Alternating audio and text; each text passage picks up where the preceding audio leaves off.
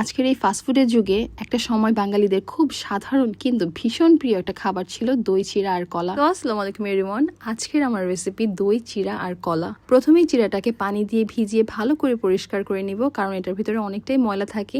আমি এখানে 3 থেকে 4 বার পানি দিয়ে ক্লিন করে নিয়েছি চিড়াটাকে। তারপরে একদম ক্লিন হয়ে যাওয়ার পরে আবার ফ্রেশ পানি দিয়ে এখন ভিজিয়ে রাখবো। আর এই ফাঁকে আমি কেটে নিব হচ্ছে কলা। বাংলাদেশ ও পশ্চিমবঙ্গ দুই বাংলাতেই এটা অনেক বছর ধরে সকালের নাস্তা, অতিথি আপ্যায়ন, গরমের খাবার, এমনকি উৎসবেও খাওয়া হতো। বিশেষ করে নববর্ষ, গ্রামের মেলা, কৃষিকাজের মৌসুমে, গরমের দিনে ঠান্ডা খাবার হিসেবে। আর আমি ছোটকালে দেখতাম আমার নানুকে খেতে, খুব অবাক হতাম যে নানু এটা কি খাবার খায়, একটা উদ্ভট ধরনের খাবার। তবে যা উপলব্ধি করলাম, এই খাবারটা যে শুধু পেট ভরাতো তা না, প্রচন্ড গরমে মানুষকে দিত স্বস্তি। আর হয়তো এই জন্যই এত বছর পরেও বাঙালিদের মনে দই চিড়া আর কলা এখনো জায়গা করে আছে। আসলে কিছু খাবার শুধু খাবার না, একটা সময়, একটা স্মৃতি, একটা ঐতিহ্য। সো আই হোপ আপনাদের কাছে এই ভিডিওটা ভালো লেগেছে। So it's all for now, see you in the next video. Bye, thanks for watching.